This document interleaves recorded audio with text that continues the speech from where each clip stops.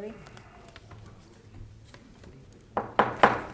Good evening. The Monroe Township Board of Education, Wednesday, October 20th, 2021 meeting shall come to order. May we please all stand for the Pledge of Allegiance of the flag. I pledge allegiance to the flag of the United States of America and to the republic for which it stands, one nation, under God, indivisible, for liberty and justice for all. Thank you all for coming. We are happy to see our public joining us. And we will have a roll call next. Mr. Gorski. Yes, ma'am. Ms. Belko. Here. Ms. Bierman. Here. Mr. Chiarella. Here. Mr. Nicotinsky. Here. Mr. Peluri. Mr. Rutsky. Here. Ms. Siegel. Here. Ms. Skirby. Here. Mr. Tefano. Here. Madam Board President, you have a quorum present this evening. Thank you. In accordance with the provisions of the New Jersey Open Public Meetings Law, the Monroe Township Board of Education has caused notice of this meeting to be published in electronic notice provided by having the date, time, and place thereof posted October 15th, 2021 at all schools on the district website at https://www.monroe.k12.nj.us, the Home News Tribune, the Cranberry Press, and filed with the clerk of the municipality. Thank you. Once again, we have 4 minutes when we get to our public forum, and we are going to try to adhere to that. We've had very, very late meetings. It's not fair to the public and also for our board members. So after your 4 minutes are up, I'm going to ask you to step aside, so please try to be concise when you speak, and you will also have a second opportunity to speak at the open forum at the little later on. Okay. Our next item on the agenda is approval of the minutes, please. We have 2. We have the Public Board of Education meeting minutes of September 22nd, 2021. Do I have a motion? Motion. Second. Mr. Tefano, Ms. Bierman? Yes. Was that you? Okay. Roll call, please. Oh, I'm sorry. Does anyone have any additions, corrections, challenges? No. Please, go ahead. Okay, motion passes. Oh, wait, we didn't, All in favor? oh, do you want to just do it all in favor? I didn't see any Okay, sorry. objections. I took Okay, it as so, all in favor. all in favor, how about we just raise our Aye. hands? Aye. All in Aye. favor? Any objections or recusals or abstentions? No. Okay, thank you. How about the next one, which is the closed session meeting of September 22nd, 2021? Motion. Mr. Tefano, second by Ms. Bierman. Does anyone Belko. want? I'm sorry, I seconded it. Ms. Belko. Okay. We're going to have to separate you two. Does anyone have any corrections or additions or anything on there? No? Okay. All in favor, please? Aye. Aye. Aye. Anyone who would like to recuse or abstain? Okay, seeing none, I think we've passed it. Okay. Next on the agenda is our student board members report. We have Samara Jane. Would you like to go first this evening? Yes. Hi. Okay. So this month at Barclay Brook, they celebrated their Week of Respect during the week of October 4th through the 8th. During this week, students participated in school spirit days that promoted kindness and inclusivity. Students celebrated uniqueness and diversity while raising anti-bullying awareness. To kick off the Week of Respect, Mrs. Mahoney and Ms. Fedora read the book Change Sings by Amanda Gorman to all classes at Barclay Brook School. The book was written for young children to share the message that they all had the power to make changes in the world. And after reading this book, students wrote a message and drew pictures on a handprint to share about what they can do to make change sing at Barclay Brook. All of the hands were collected and made into a collage in the cafeteria hallway. Parent-teacher conferences are also scheduled for this week, and they will be celebrating Halloween on October 29th. At Woodland this month, their students participated in a Week of Respect and dressed up each day to celebrate. They celebrate and acknowledge this week so that students know that they have a safe and respectful learning environment. Chorus, band, and art tag started this month as well. Students were really enjoying their fine arts program and have had a wonderful turnout this year. Their student council representatives were elected this month, and they are very excited to begin working with Mr. Dale, their student council advisor. Mrs. Newcomb, their guidance counselor, began her selection process for Character Crew at Woodland School, which will work to plan fun activities that help build character in all of the students. And at Brookside, they also celebrated their Week of Respect from October 4th to the 8th. Students promoted kindness and inclusivity by participating in themed dress-up days during the week. This helps students celebrate uniqueness and diversity while raising anti-bullying awareness. Parent-teacher conferences are also scheduled for this week, and they looked forward to the MTHS Unified Fall Festival, which was yesterday and was a huge success. And they will also be celebrating Halloween on Friday, October 29th. Thank you. Any comments, personal, or give us an idea of what's cooking? I mean, all of the students seem to be really happy to be back, and everyone is, completely in the flow of how things are at the high school. Yeah, everyone's pretty happy. There is still some trouble getting some online learning. There's a little bit of a wait time for that. It hasn't really kicked in during the quarantine period for some students, but other than that, people are really happy to be back. And people are starting to catch up with their studies and instruction, Yes, for the most part? yes, Excellent. definitely. Thank you very much. Shivank, did I say that right? It's here. Let me say, It's Shivank. oh, I thought I said that. I said Okay, Shivank. yeah. Latupali? Latupali. Yeah. Latupali. Okay, great. How about we hear from you now? Sounds good.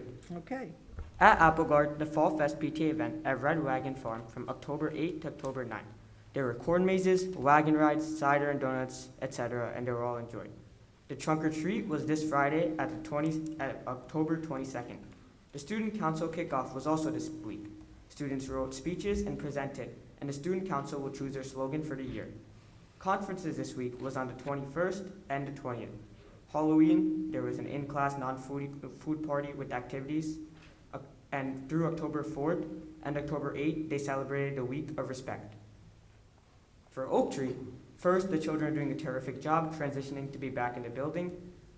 They're greeted each morning with hundreds of hellos and then goodbyes in the afternoon. They're so excited to see each other and their teachers each day. October 4th to October 8th, they celebrated the Week of Respect with different themed days like Hats Off to Respect and Respect Rocks, dressed like a rock star. The entire staff and students also gave out smile cards to share positivity and respect to others throughout the week. Our RAE, or also known as Reading Always Entertains, reward program has begun. Staff give out special tickets to students who are demonstrating our monthly character traits and are making responsible choices or showing improvement. On Friday, they hand in their tickets to Miss Dinsmore, who gives them a special gold coin, which they place in books, our book vending machine. The machine was purchased by the MTAA, and the book were purchased by MTAA and RPTA. Everyone is loving it. Virtual conferences are on October 20th and October 21st. Oak Tree is celebrating Monroe Day on October 25th. Each class will do an activity that connects to Monroe and its rich history. Our Halloween parade will take place on October 29th. For MTHS, this month MTHS has Spirit Week with a different theme every day, and clubs and sports have been decorating the halls all for homecoming. The decorations will be voted on, and the winner will be announced on Friday. This Friday is the homecoming game. Yesterday was the Unified Fall Festival, and on October 28th, 29th, and 30th at 7 p.m., there will be a showcase performance. The PSATs will be held next week on Tuesday, October 26th, with the freshmen and seniors having a delayed opening. Thank you. Would you like to make any comment? Yep, for sure. Go ahead. So I remember last time I was here, was it September 22nd? Yes. Yeah. So September 22nd, I was talking about how, it was a really great transition. It was definitely took some time to transition, but we were getting used to the high school environment and everything. And at the time I was still adjusting, but now that's October 20th, almost a month since then, I've definitely, got more used to the routine, and all I can really say is, just like Samara was saying, was everything's going really well. My friends are enjoying it, I'm enjoying it. I know a lot of students in the school are enjoying in-person learning. It's almost as if we've never had Corona. The transition's as good as it can possibly be. And your friends feel mostly the same way? Yeah, my friends definitely do. So feel you've the same. taken the temperature of the room, essentially? Yeah, for sure. Okay, great. Thank you very much. Does anybody have any questions for our students? No? Okay, moving on, we're going to go right straight to committee reports. Who would like to begin? Mr. Chiarella for Yeah. the finance meeting, correct? Yes, we had a finance committee meeting on Wednesday, October 13th. The first thing that we discussed was that we had an audit update, and Mr. Gorski provided the committee with an audit update for the year ending June 30th, 2021. And he indicated that he spoke with Ms. Kimberly Kelly, who is an actual CPA from the auditing firm of HFA. Ms. Kelly provided the following update. They basically let us know where they were from an auditing standpoint and what they still needed. Basically, what we have left over is that there's outstanding figures that we're waiting for from the state of New Jersey for post-employment benefits. The indications are that the information from the state will be delayed, possibly beyond the audit deadline, which is December 6, 2021. So the committee is recommending that we wait to release that until we have those figures, so that we have a complete audit and that there aren't any questions about why things are hanging out there or what's hanging out there, so that we could have a very clear and clean audit and move forward. The next thing that we talked about was the technology equipment sale through GovDeals. So Mr. Gorski presented the schedule for us as to what technology would be auctioned off, and I'm not going to go into exact figures of what we think we could expect, but we're hoping that that'll help defray some of the costs from our iPad initiative that we have going on this year. And then the last thing that we discussed was a budget philosophy planning meeting for the first. And we do that every year in order to engage the full board in the philosophy and talk about what our budget philosophy should be for the coming year and the things that we're looking for to have put in there. And I think we settled on the first for that meeting date. And so that will be where the full board has an opportunity to have input and discuss that. The other thing that I'd like to do as part of this, I'd like to make a motion quickly during my committee report that we limit the meeting tonight till 10 p.m. because I think we've been going till 1, 2 o'clock in the morning at every meeting, and I don't think our meetings should be running into 2 days of meetings and things like that. So I don't know what the board feels, but I'm making a motion that we end the meeting tonight at 10, and whatever we have left over gets put on to the meeting on the special meeting on the 1st, which is only a few days away. Second that motion. I'm sorry, I said second. I'll second that motion. okay, open to discussion. I would, go ahead. I was just gonna say, like, as long as we get to, I know we have to pay bills and things, so if we're not at the point on the agenda, we can't really wait for those items, right? I do believe that's correct. I think we do have a 60-day window for certain things, but I think it is our responsibility to get these things done. My only other concern is that we do have 2 public forums, and the public comes out, they have a right to speak, so hopefully that won't go so long. So I don't think we can curtail the public forums. Mr. Gagliard, do you have anything to say legally? Sure. So you have the right to limit the length of the public forum. So if you wanted to say, and I'm using the number, half an hour for each public forum. That's just an example. I'm not advocating for 30 minutes as opposed to 45. But you have that right. I'll speak for myself only, and obviously the board is going to vote on that. However, I have always been an advocate that everyone in the public should be given the opportunity to speak, and that is 4 minutes, and they have a second opportunity to speak. I will not be in favor, but like I said, we have a board that votes in full. I will not be in favor of curtailing the public forum. That's just my position. But if anyone else wants to address that. Anyone? Okay, well, Mr. We have no Ritzko. presentations tonight, so there's a good chance we're going to move things along. Yes, so if the public actually just takes their 4 minutes and we can move and give everybody an opportunity out of respect to speak, then we may be able to get through this. And I think that's part of the issue, Madam President, is that we haven't been following that. We've been basically just not following our own policies, and I think Correct. we have to contain ourselves it's become a, political back and forth and then hours of arguing, and Okay. we're here to do board business, not to score political points. Okay, so let's, Amen to that. okay, so let's have a roll call, please. A motion made by Mr. Chiarella, seconded by Ms. Belko, to limit the meeting duration to 10 PM. Ms. Siegel? Oh, Beg your pardon? no. Thank you. Mr. Tefano? Yes. Mr. Nicotinsky? Yes. Ms. Belko? Yes. Mr. Rutsky? I'm going to say no. I'm all for limiting it, but I think 10 o'clock may be cutting it a little short. So I'm going to say no. Ms. Bierman? Yes. Mr. Chiarella? Yes. Ms. Skirby? Yes. Ms. Arminio? No. Can you Madam Board just- President, motion passes. Can you tell us what was the count? 7 yea, 2 nay, 1 absent. No, there were 3. 6, 3, and 1. 6 yea, 3 no, Andy's absent. and Andy's absent. Andy's absent, so for the yeses, I have Tefano, Nicotinsky, Belko, Bierman, Chiarella, Skirby, Arminio. No. No. Michelle Don't was I- there. presume, I sir, beg your that I pardon. said. I beg your pardon, I recorded it incorrectly. Then that's 6 yeas and 3 nays. Okay, it passes. And as a point of order, if I may, Madam President. Yes. The deadline of 10 o'clock, depending on how long public session goes, doesn't necessarily mean that you're going to have to surrender board business, whether it's you as the chair or anyone by way of motion could, I'm making this up, at 9:30 or 9:40, move to end public comment if that's where you are, just so that you can act on the things that need action tonight, probably personnel issues, certainly payment of bills, that sort of thing. So the board and the chair still have an opportunity to make sure that the things that absolutely get done if we get to that point in the meeting, and we haven't reached them yet. Is there a closed session? Yes, yes. There's 6 HIVs on, right, Doctor? I do have HOVs, yes. And other. All right, well, when it Does that comes to... count towards the 10 o'clock? I was going to say, but we have the motion, it's passed.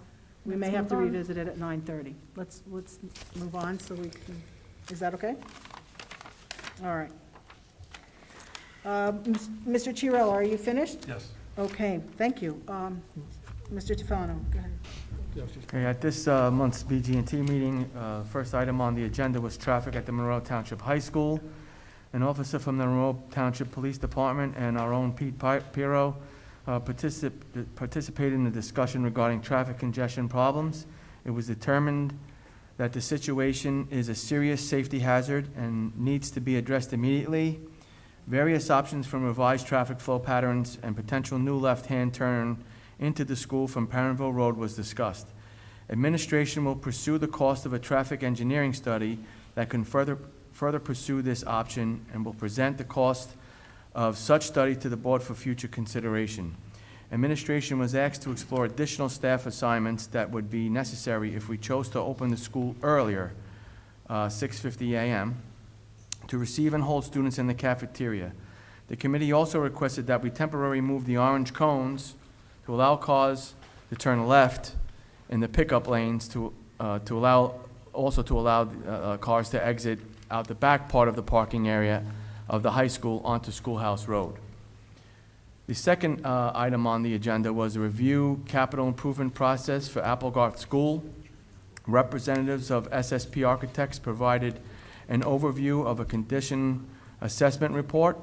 Developing such a report involves thoroughly evaluating the infrastructure of Applegarth School. This would then be a tool for guiding capital improvements. The committee requested that the report include an analysis for an addition at Applegarth, as well as an addition at the middle school. A proposal from SSP is on the agenda tonight for approval. SSP stated that the work could be completed and the report available by mid-December if the proposal is approved tonight. SSP explained that a whole new demographers study will not be necessary, as we just had one completed in 2019. SSP stated that the district would need to get an update to the last demographers study to incorporate the latest numbers that will be released this month. The last item on the agenda was annual grounds care and snowplow contracts. Administration informed the committee that the current landscape contractor has indicated that due to financial constraints incurred from the increased labor costs, that they cannot consider a contract renewal. The committee agreed with rebidding this annual contract. The snowplow contractor has indicated willingness to renew their contract. The committee concurs with the administration and requests that we move forward with a contract renewal for this service. The last item on the agenda was the stadium snack shack discussion, and we couldn't get to that due to time constraints. That is it. Thank you. Does anyone have a question for Mr. Tufano? Shall we move on? Okay. Next, who would like to speak next? Ms. Skirby? Sure. I have two committee reports. First, I'll do the Community Engagement and Communications Committee. We had, Dr. Alvik had given us a copy of the survey results through October 12th. The committee asked for the survey to be resent again. Ms. Arminio was requested to follow up possibly with the town to see if they would send out the link as well to the greater community. Our district advertising facilitator job description was shared with us. The job description was discussed in personnel, and I think we are going to, we had some updates to that, and it's going to be moved to next month, right, from personnel. Advertisement of signs project that we've been working on. Dr. Alvik shared a draft letter to go to the community members and businesses for advertisement on school fields. The letter was drafted by the board attorney and includes language from the board policy and a copy of the full policy. Dr. Lehman shared a photo of the layout of possible spaces for the signs on the stadium fences and cage field fences. The committee discussed starting with the following projects pending review by the board attorney and discussion with the township about zoning restrictions. The stadium track fence, which would be 40 4x8 signs for $1,000 each. The stadium outside fence, 50 4x8 signs at $800 each. And the cage field fence, 15 signs, 3x5 for $500 each. And that is my report for that committee. Thank you. Any questions for Ms. Skirby on that one? Okay, please continue. Okay, then we had our policy committee meeting. We went over several policies. One was 1648.11, the road forward COVID-19 health and safety. No changes were made to the policy, but the committee discussed the travel restriction section of the policy at length. The committee discussed making a motion to be presented to the full board this evening. So, can I do that? You want to do as that part now? of this? Sure. Well, let me ask, are there any other questions? Are you finished with the rest of the report? No, I have more that we Give discussed. the whole report and then we'll Okay. make a motion at the end. We discussed policy 1648.13, school employee vaccination requirement, Appendix A.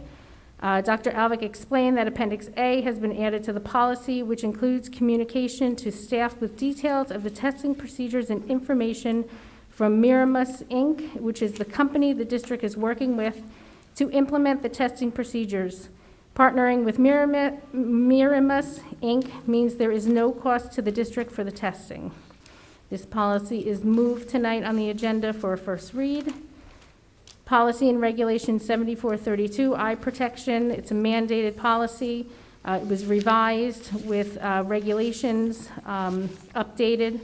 It's on the agenda tonight for a first read. Policy 8420, emergency and crisis situations. That is revised. Again, these are just revised policies we got a policy update from Strauss Esme that added new language to the mandated policy. So that's 8420, 8420.1, fire drills and fire. Policy 8540, school nutrition program. This addresses requirements for all school nutrition programs of New Jersey to include the Breakfast After the Bell program, which is a new subset of the school breakfast program. Breakfast After the Bell is part of the district's nutrition program if the district meets certain eligibility requirements. It's on the agenda tonight for a first read. And then policy 8550, meal charges outstanding food service bill. The committee had a discussion of this, which we ran out of time to finish it, so we are going to have it back at the policy meeting next month to finish discussing it. Any questions on the report? Yes. Yes, Mr. two questions. So one on the COVID testing policy. Will we be expanding that to test contractors, food service workers, people that are in the building but don't necessarily get paid by the district? I Was that think it's for discussed? anybody that is working in the building for an extensive period of time. So Okay. many of those people you referenced are already inclusive of that, including student teachers, food service workers, Right. transportation, everybody that we have interacting on a daily basis, we counted in our initial count. Okay. So we had about 1,500, we're calling them employees, Mhm. really people that interact with us on a daily basis. And then we've narrowed it down to just over 200 that will be doing the weekly testing. And we're in the middle of our first kind of window of them coming in and testing. So I don't have a head count as to who's completed yet, because their deadline for testing is tomorrow. Gotcha. Okay, well, And then we that's send good. them out to the company, we get a turnaround time, they said, we probably have them midday Friday, maybe Friday afternoon. So they test them instantly and we get the results. Yeah, that's great. I just wanted to make sure we were testing. Yep, we test Everybody. everyone inclusive under the umbrella that we're required to. Excellent. And that, like you said, that's how we got to 1,500 Right. versus We don't have 1,150 or what 1,500 have you. people on our payroll per Right. se, but we have 1,500 that include subs that are on the list. They may or may not engage with us regularly, but if they have an opportunity to pick up a job to come in here. They get we're- tested. Right. If they're not If they vaccinated, need, of if they course. need to, Right. yep. Second question was the outstanding food balances. Do we have a total of what we're looking at, or any idea how much that balance is? I don't remember the exact figure we were told. Mr. Madam Yes, President? Mr. Gorski. As of June 30, I believe the figure was about $1,500 to $2,000. Most of it's been collected since then. Okay.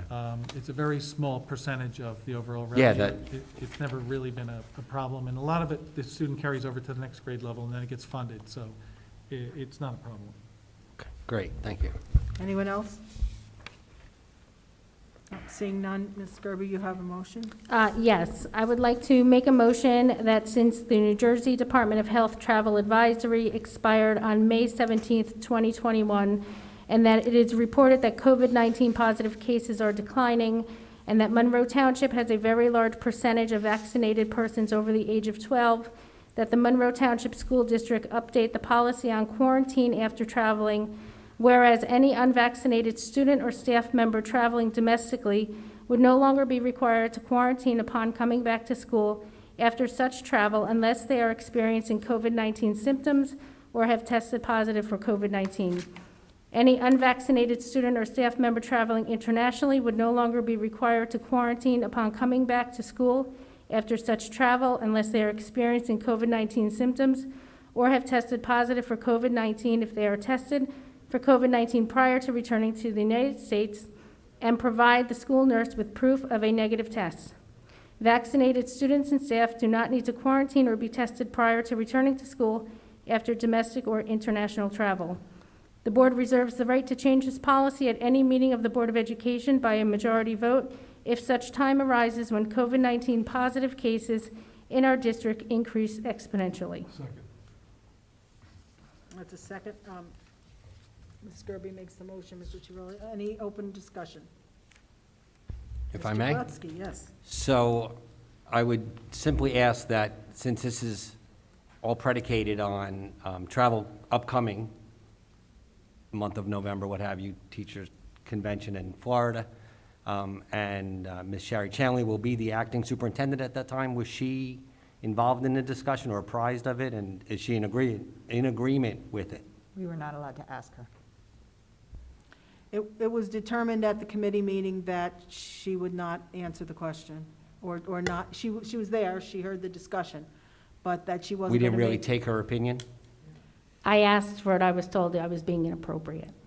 because Dr. Alvick was still, And respectfully, I understand that completely. I'm just thinking, in reality, she will be the acting Right. superintendent at that time. I was just curious. well, the answer is no. Okay. She didn't get it, okay. Does anyone else? I would like to have a few comments.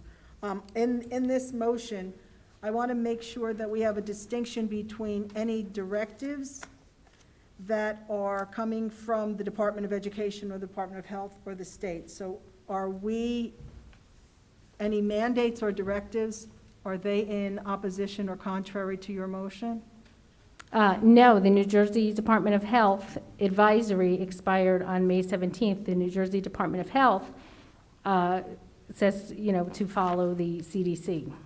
Okay, but what we have to follow is the Department of Education, and we can't violate anything, any mandates or directives. No, not to my knowledge. I mean, there are several districts that I discussed during the policy meeting that I presented that are following this same procedure, and I do not believe that it is violating any mandates. Dr. Lehman, I'm sorry, would you just speak to that? So the mask is a mandate, so that's one piece that we're pretty clear on. That came down from the governor. What we've seen in terms of the travel guidance is all recommendations referring to other organizations. So they're guidelines, they're not directives? They're specifically identified as recommendations. Okay. Yep. And Mr. Gagliardo, just to keep us all clear on that, could you just speak to that just a bit and sort of have an explanation of the difference between a directive and a mandate and guidelines? So we Sure, can be and those clear. are, I guess those are the three formulas, the three forms of directions that a Board of Education can get, right? So in some cases, there are directives or orders, executive or otherwise. Obviously, there are laws, but that's not really how COVID has progressed more quickly than legislation. So mostly there are orders from the governor's office, or the superintendent of the state police is the head of emergency management for the state. So most of the things you've been following come from there. There have been, on occasion, from either the Department of Health or the Department of Education, they'll take CDC guidelines and direct that you follow them. The other two forms of direction that you get are, as Dr. Lehman described, guidelines or recommendations. And those are advisory to be followed if you choose and not to be followed if you choose. And like Dr. Lehman, my understanding is that what you would be doing here is not following certain recommendations or suggestions, but not in violation of any executive order or other directive which you are compelled to follow. Okay.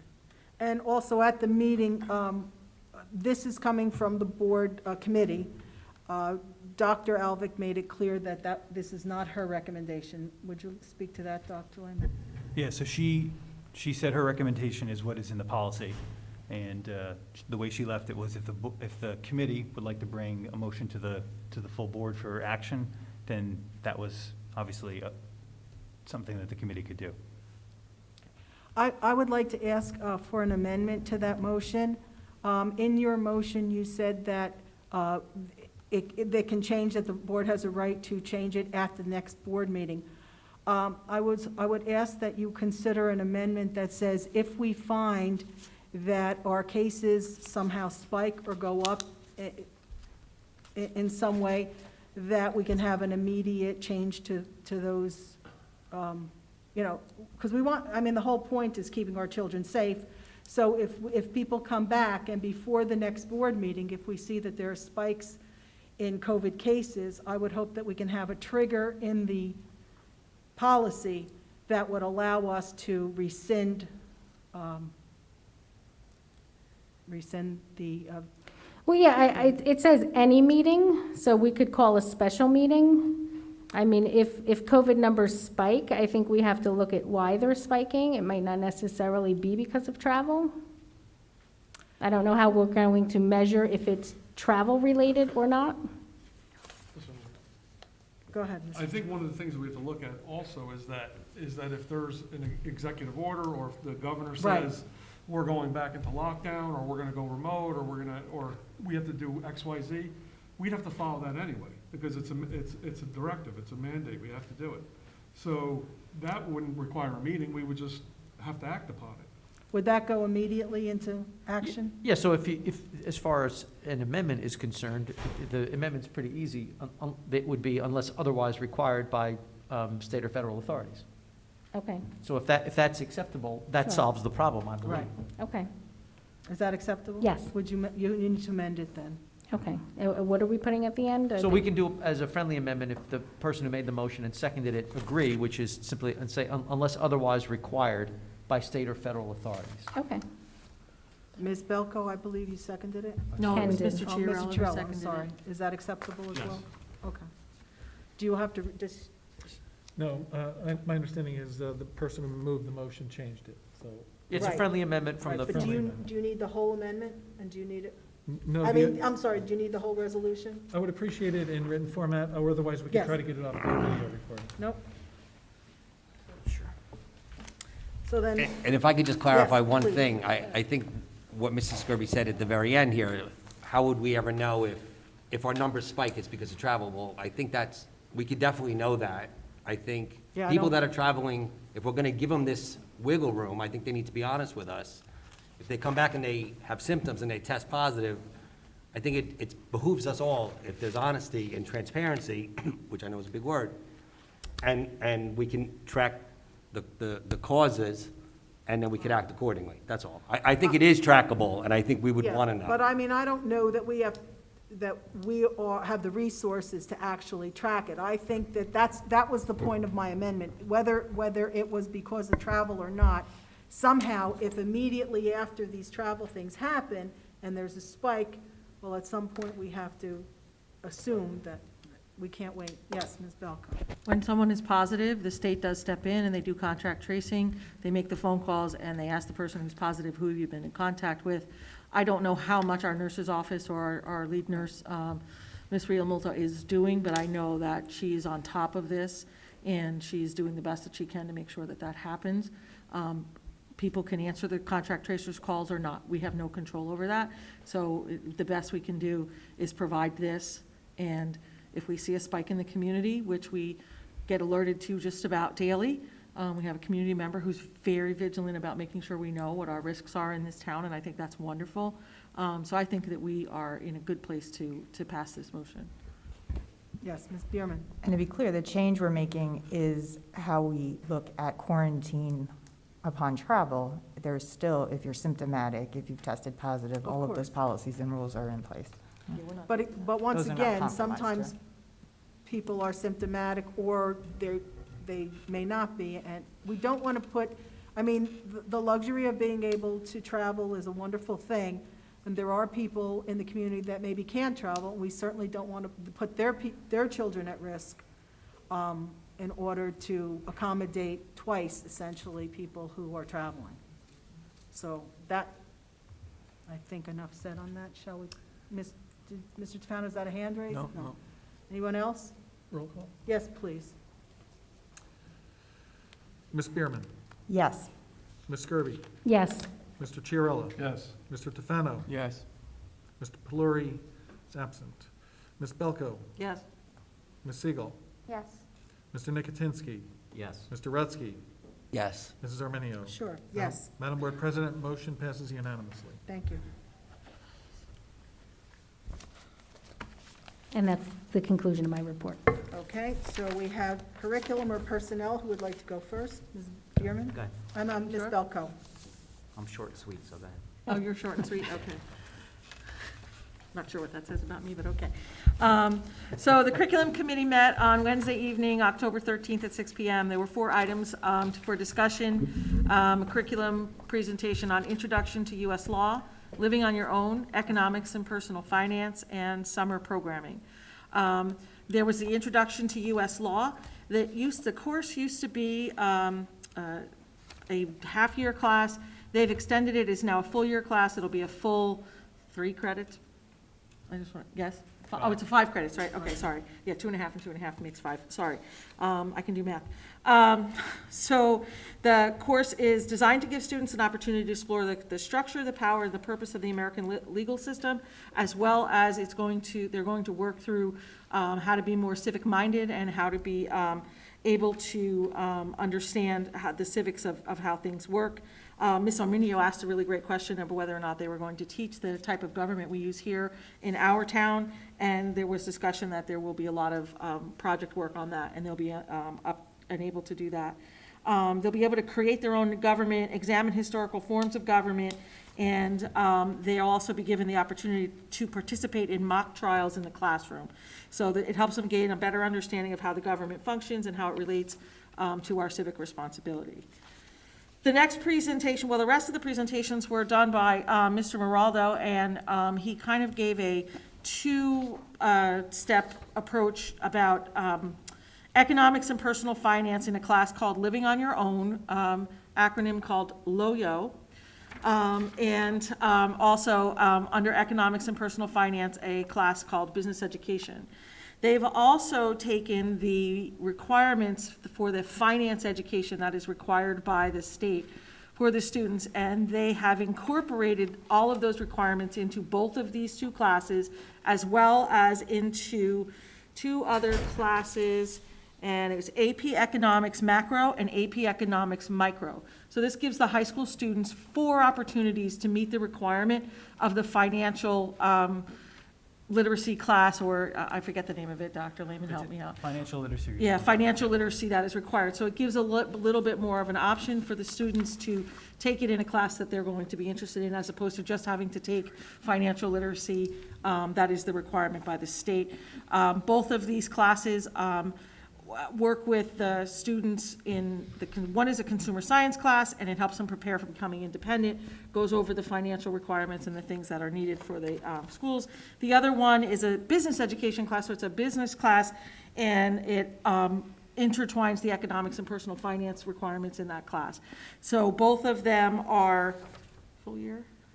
Both of them are full year, yes, yeah, both of them are full year, so it's full 5 credits for each class, which meets the mandate within there to have 2.5 credits of personal finance.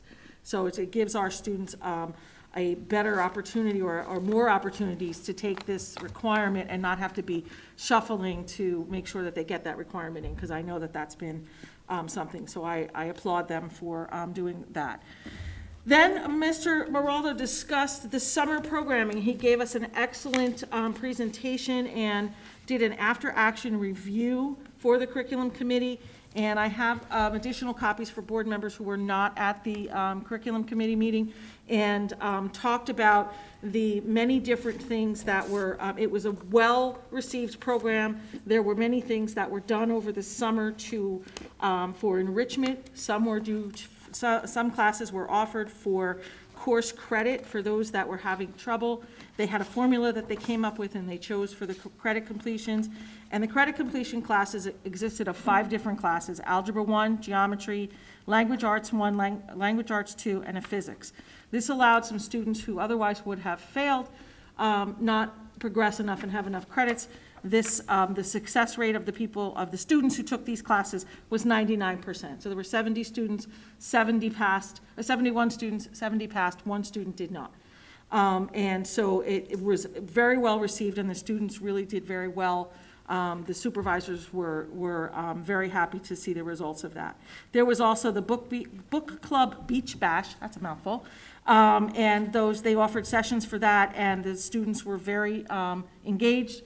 They wanted to come back. They really liked it. They thought it was really good. Then there was a summer of STEM that was very successful, as well as the Performing Arts Academy. And then they did a intertwining with the Monroe Recreation Department to offer 4 different unique sessions in STEM, percussion jam, musical theater workshop, and they got 3 different courses in 4 different sessions over the summer, and the children and the students were able to participate in this and really have a very active involvement into getting back to school. This was sort of a precursor to coming back to school in September. One of the things that many of the supervisors who were involved in putting all of this curriculum together commented on is how they really did a lot of handpicking of the teachers who were there. The comments back from the students and the parents were that they were very thankful for this. It gave the students a sense of, for lack of a better word, normalcy, for them to feel like they're in school, their interaction with their friends, they're actually doing things as opposed to being on the computer. The supervisors had recommendations that we can consider maintaining what we have currently, implementing an automated registration plan, and we'll be having further discussions about this and about continuing this for next summer in the curriculum committee. So, and if you wanted to hear more about the discussion, please go out to the video that's out on the township, our Board of Ed webpage to see the minutes and the discussions that we had. It was a very good program, and these documents are, have a lot of really good information in them about the program and how it went, and there was a lot of positive feedback from the parents and from the students there. And that is the end of my report. Thank you. Yes, Ms. Bierman. They let a business person sit in on the curriculum this meeting. So one of the salient points that I took away from it was a very good discussion about it being an opportunity for revenue for the district. And that their administration, Dr. Lehman in particular, is looking at this very closely and looking at it as an opportunity to start and grow and possibly become, a decent source of revenue for opportunities not within our own district, but also inviting students from other districts in to participate as we can grow these programs. So that would be exciting. Yeah.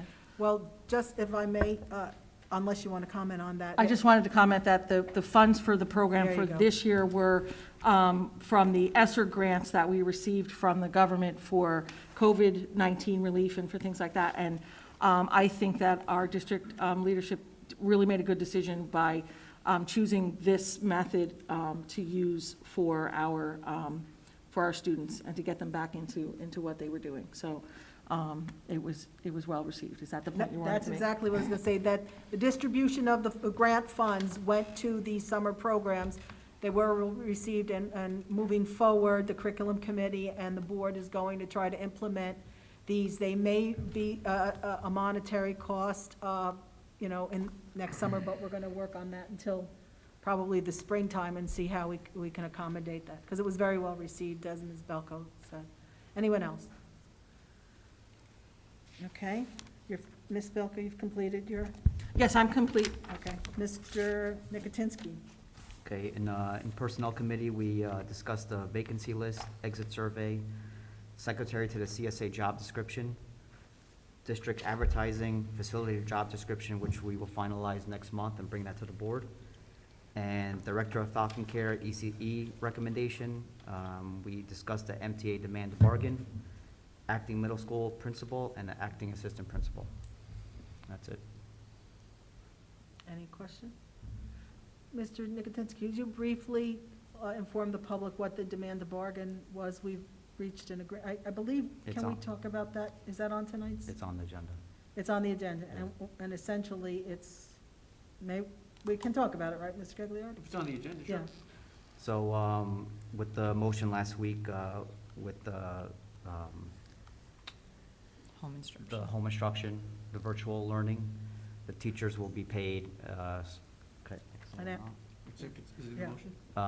Yeah, Yeah, sure. it will be paid $53 and change an hour for that hour, and we all approve that. It's one additional hour, right? Yeah. Okay.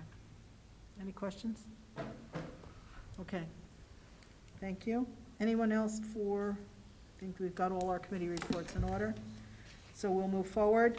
The next item on the agenda is the public forum, and I ask that you, again, cooperate with us. We want to keep everyone the ability to speak. 4 minutes. When that bell goes off, we're going to ask you to step aside and have the next person come up. And I would ask that maybe 1 or 2 people line up so it doesn't take that long to walk up to the podium when the person in front of you is finished. So you don't have to line up everyone, but just 1 or 2 be ready to walk up, trying to save time and make it efficient. Would anyone like to speak, please? The public forum is open.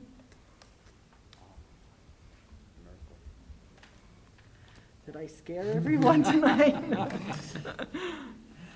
Your voice is important, we want to hear it. Just 4 minutes of it, though. Brian Fabiano, 19 Patricia Place. The first thing, I have a question about this limiting the time in the meeting. I think it flops around with a lot of the message here about transparency and letting the public talk, and the meetings go long, but I don't see any value in limiting them. This is once a month. The people that come make the investment to come. And yeah, the last one went to 2 o'clock in the morning, but you had interviews for the interim superintendent. You know, situations like that happen, so I'm not really understanding the thought process behind it. But I assume you won't have an answer because I think there was maybe some disagreement there as it is.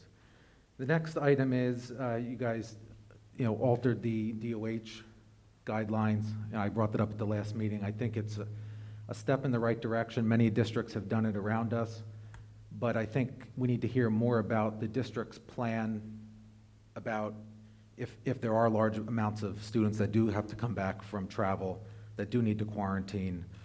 What is that going to look like from a staffing perspective? What is it going to look like from a cost perspective? So while these motions are great, and I think it's a step in the right direction, East Brunswick, other towns around us have done it, I think we need to be prepared, as it was brought up here, to be able to react on a dime to say we have to change that. So perhaps you can shed a little light on what our preparedness plan is if coming back from that week of vacation, or not vacation, with the break, if there are masses of kids that have to quarantine.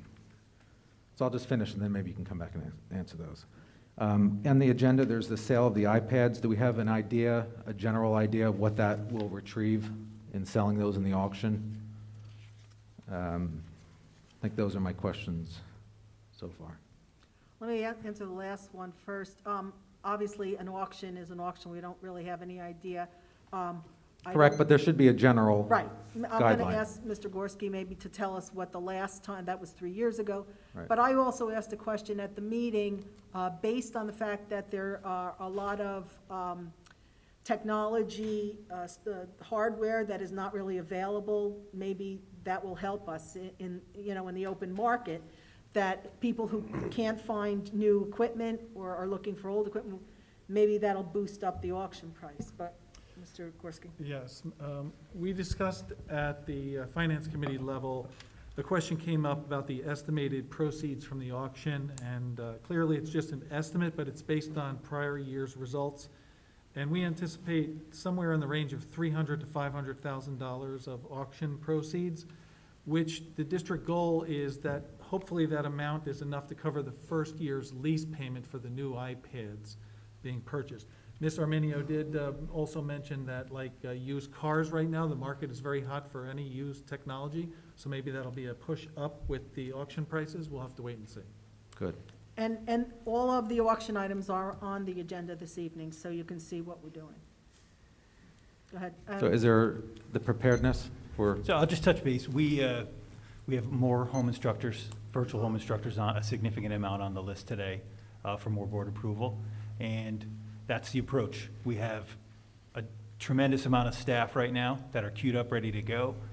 We've had very minimal need to implement the live virtual piece that the sidebar is addressing tonight. The turnaround time's been under 48 hours. We transitioned some of the back and forth in identifying that home instructor to the building, and that has increased the efficiency. It was the delay of back and forth trying to find that home instructor. There were home instructors. It was just identifying who that was going to be. It's on the buildings right now, and that's significantly increased the turnaround time. Okay. So ultimately, changing the guideline, I'm paraphrasing here, but tell me if I'm wrong.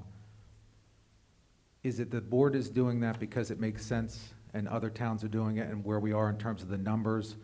And this isn't something to be celebrated on in terms of we're making a policy change just so people can go on vacation and not have to quarantine, right? So I think we have to make sure that message is clear, because it's not a get out of jail, go have fun, and don't report where you've been and subject all of our kids to more, right? So, because I think this is, it kind of coincides with our first time away, and I just don't want that message to be lost, that the board is just making this as a go have fun for a week type of thing, right? So there's context behind. Very, very good point. I will defer to Ms. Skirby if she wants to the intent of the motion and the committee's intent. Well, I think the intent of the committee was, to follow, there was a travel advisory that was no longer in effect. And the committee felt, or I know it was discussed at length, that we should be looking at what other districts were doing as well and following, considering that our numbers were so low here, and we felt that it was safe enough to lift that restriction. Part of the reasoning being that we do have so many students that do travel outside of New Jersey, New York, and Pennsylvania. We have the upcoming cheer event. We have a lot of students that, through athletics, are going to college showcases and trying to, promote themselves for scholarships. They're not in the New Jersey area, so they would have to come back in quarantine. You have a lot of juniors and sophomores taking college visits. Again, there's a whole scope of people that leave the New Jersey area, not just, for a cheer competition, but across the district, across all of our schools. There are different competitions, sporting events, academic events that our students leave the tri-state area for. And one of the things that we discussed was, according to the CDC, if you go with their recommendations, it really says any domestic travel, which would include New York, Pennsylvania, Connecticut. So we basically had a discussion that it was all or nothing. You can't pick and choose that you can go to, say, and this was the example that I used, you can go to a water park in Pennsylvania that's indoors for a week, and those students can come back in and not have to quarantine. But if you went to, say, South Carolina or Florida and you spent the entire time outside, Right. that you would be subject to quarantining for no simple reason, but you went to Pennsylvania and you went to Florida. And right now, like I said, there's no travel advisory by the New Jersey Department of Health. So that is the discussion that we had, and we felt that doing this would help us to keep down our numbers of students on quarantine, because quite honestly, if you have that many students from all across the district doing different activities that bring them outside of the tri-state area, we don't have the capability to do the home instruction, and we would probably be on a full remote schedule at that point. Got it. Last question is, in our schools, our security, armed security has been, somewhat recent, I think 2 years or something along those lines. There was discussion at the committee meeting and also here tonight about traffic patterns, changing things here at the high school. Where did that responsibility fall prior to us having security in schools? Who would be in charge of that? And I'm wondering why that falls under security. Why would security be in charge of traffic patterns, opening up driveways, changing things? It doesn't make a lot of sense to me. Kind of seems like who would have done that before we had security in schools? Sure, I'll take it. I'm going to have Dr. Lehman answer that as So- an administrator. We've had security in the buildings for many, many years. The armed security is certainly Sure. the most recent upgrade, I guess we'll call it, to the security piece. So we have had security at the high school for years, middle school, even at the elementary schools. So I don't think in the elementary schools, though, that's pretty recent, right?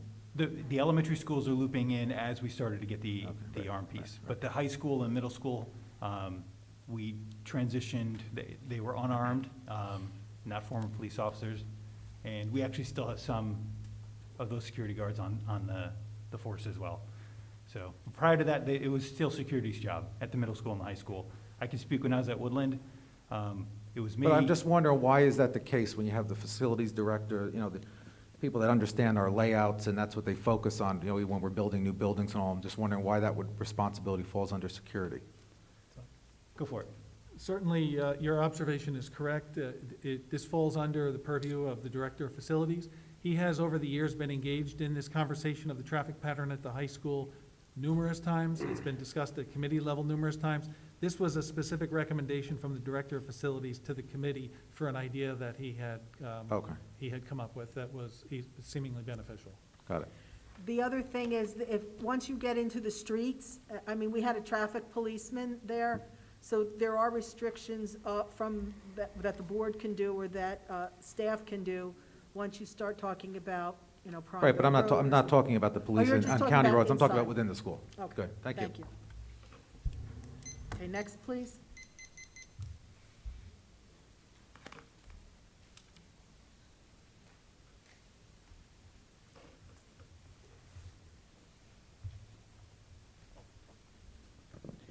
Gazala Bora, 1 Miko Drive. Good evening, everybody. I'm going to speak to the agenda item about enrollment. In the agenda, if everybody took a look already, you'll notice that the only school that has shown growth year over year for the past 5 years is the high school. And I do remember a Ross Haber report that had predicted this, and it's coming true. Their forecast was right about the high school. The other schools have gone through different patterns, but the only school that has steadily shown increase since 2017 is the high school. And my question is about a plan that was approved to put trailers in the high school in the summer of 2020. And I'm sure because of the pandemic that was put in the back burner. At that time, a lot of people from the public had questioned that capital project for trailers should instead have been a capital project to put modular classrooms instead of trailers, because that was a better option. So my question to the administration today is that, is there a plan in place, because we do not see a referendum coming before September 2022. Is there a possibility to expand our high schools next summer as a capital project, and this time not consider trailers, but consider modular construction? Thank you. Before we answer, I'll have Mr. Gorski talk about that and Dr. Lehman as well, if he wants to make a comment. But I'm not sure that we can't discuss that and I would ask you to put that down at the budget philosophy and see where our funds are. That would be a good idea for us to have that discussion. I would request the administration to make that a priority. Yes. Thank you so much. Mr. Gorski, did you want to speak to the? Yes, in the past, Ms. Gazal is correct. We did have, I think it was 8 portable classroom trailer units to be rented and installed at the high school. It was removed when, if I recall correctly, we lost state aid that year, and there were some adjustments to the preliminary budget to the final budget, and that was carved out. Certainly, there's been some concepts recently of adding modular additions instead of trailers. However, the preliminary discussions on that are the magnitude of cost, which could be prohibitive from incorporation into a general fund budget. Generally, the capital projects that can be included and fit within CAP have been in the range of $2 million to $4 million. So with Ms. Arminio's suggestion to add that concept to the budget philosophy, it could be a consideration to see how that fits with all of the other items being proposed for facilities. Thank you. I hope there will be more deliberation on this. Thank you.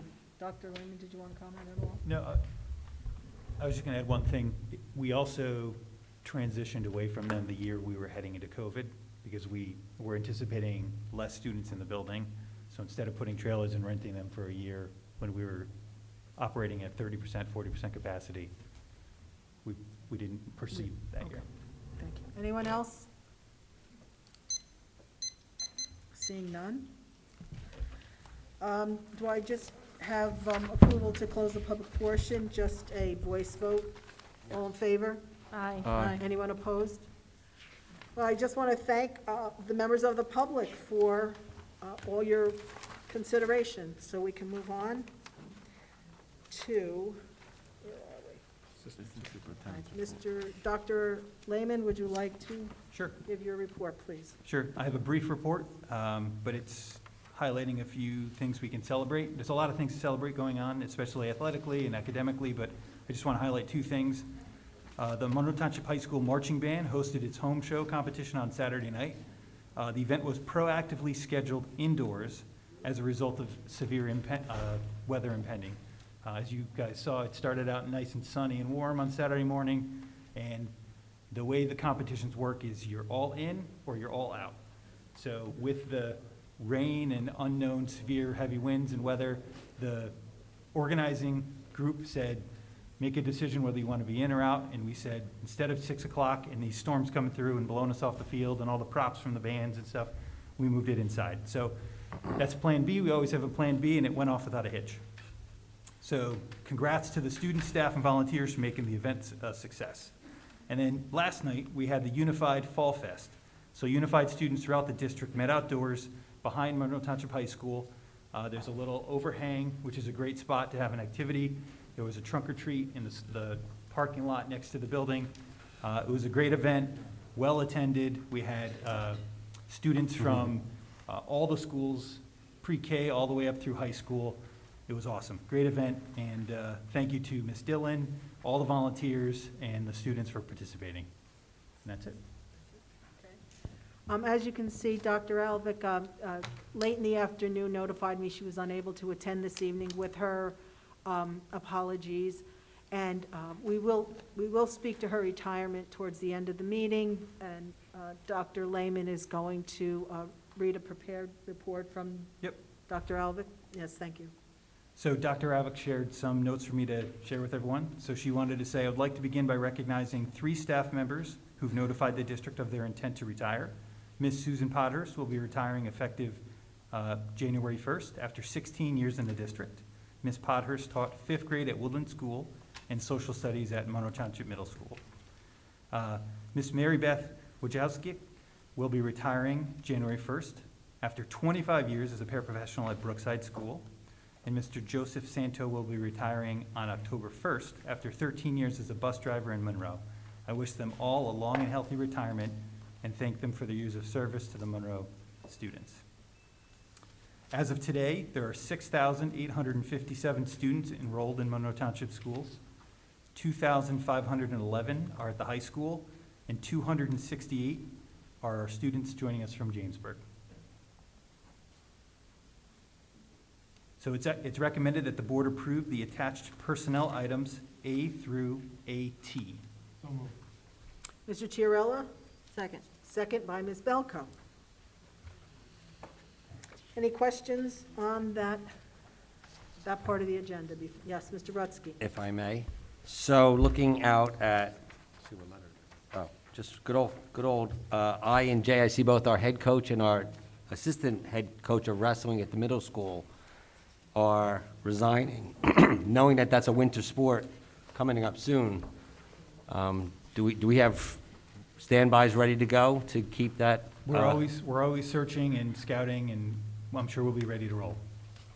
Okay. And needless to say, letter L, Ms. Granite resigning at the project graduation coordinator. Sad to see her do that in the year when my son finally going to get to go to project graduation. She's wonderful at her job, and she does a great job with project graduation. I'm sure by June we'll have somebody else running that, and Yep, absolutely. the festivities will continue? Yes. Okay, thank you. And if I'm correct, Dr. Lehman, there are, just to point out to the public, there are 128 students that are currently getting virtual instruction, virtual home instruction. Is that correct? Yes. So, And that probably will change tomorrow morning because some students will be added and some students will be taken off. So that is a dynamic number. Dr. Alvick reports out every Thursday. We kind of compile everything and share. okay. Yeah, this list, some of these kids are already done. Okay. Yeah.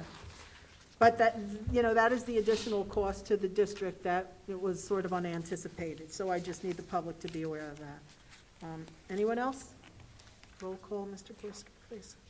Certainly. Personnel items A through AT, moved by Mr. Chiarella, seconded by Ms. Belko. Ms. Siegel? Yes. Ms. Bierman? Yes. Mr. Rutsky? Yes. Mr. Nicotinsky? Yes. Mr. Chiarella? Yes. Ms. Belko? Yes. Ms. Skirby? Yes. Mr. Tefano? Yes. Madam President? Yes. Motion passes. Congratulations to Mr. Sidler and Mr. Higgins. Yes, congratulations. Yes, congratulations. It's recommended that the board approve the attached board action items A through O. So moved. Second. Question? Any questions? Who was the second? I beg your pardon? I think Ms. Bierman, did you I second? didn't second, but I do have a question. Who seconded? I did. Chrissy. Oh, I'm sorry, Ms. That's okay. Skirby. Go ahead. Ms. Um, Bierman.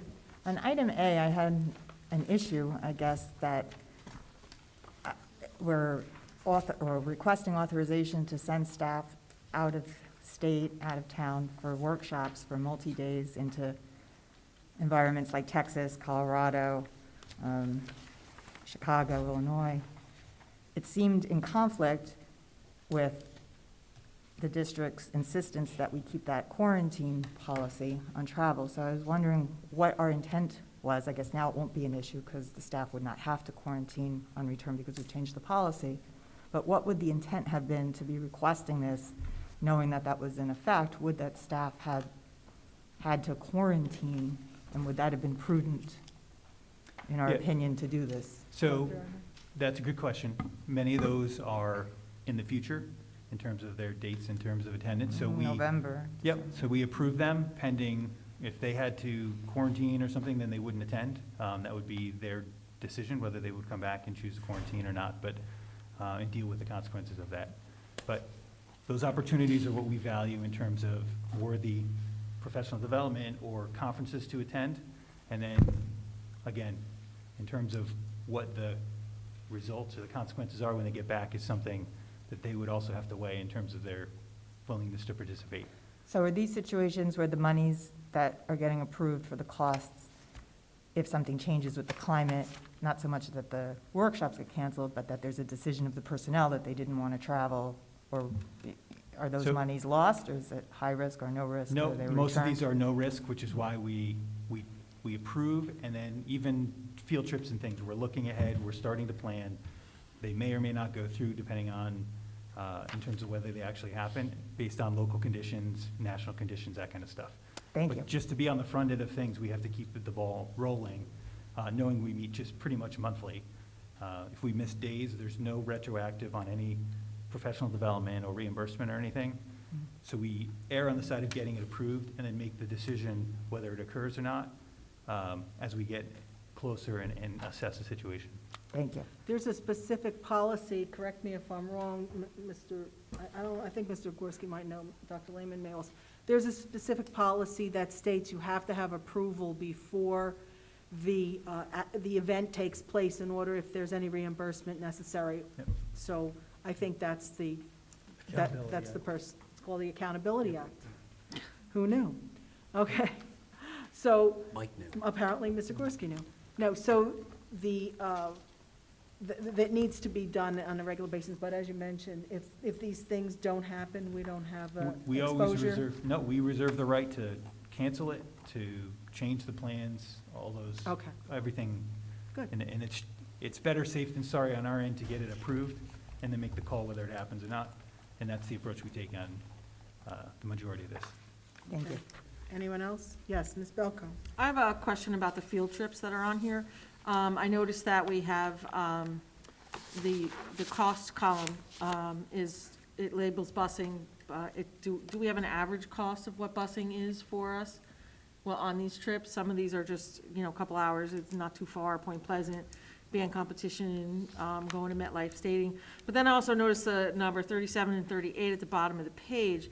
The robotics club is $150 plus busing and $140 plus busing, so I'm not quite sure what is the $150, $140 for, and, because all the others is just kind of busing, which is, that's par for the course with trips, but what are, So for first question robotics, is, those what are. are we paying for busing? Yep. And second question is, what are those other charges for? Those are registration fees, competition fees, and that's why they're delineated on there. And then the transportation costs, they do vary. Our in-house rate is $75 an hour, and if we have to go to like an academy-style bus or a private bus, they're exponentially higher. Right. Certainly negotiations are involved in that, Mhm. but they are exponentially higher. Okay. Anyone else? And again, some of those are a ways away, so the transportation is not locked in yet.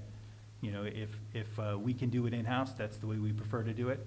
But if if there are certain events that have to go on and we need to get a contractor, then we'll go through that route as well. Okay, Ms. Belko? Yeah, Anything else? I would just like to ask that maybe we put, what an approximate cost might be, range, and I know it's difficult, I'm not looking for an exact number, but I think it would just be helpful to know what we're spending on our field trips and what's coming out of our, and is this money budgeted for? And then just to delineate, if we're having costs besides busing, that these are for registration fees. Yeah, and just to give you a heads up for the approval process, they go through an automated online process. It's through the same online tool that they do their professional development with. It funnels through multiple stops along the way, and included in it is any registration fees, any cost for transportation, cost for, anything else additional. So we have that as part of our approval process. Certainly something, we can take a look at. Yeah, because the final approval stops here, right? I'm just clarifying, okay. Okay, thank you. Yes. Michelle?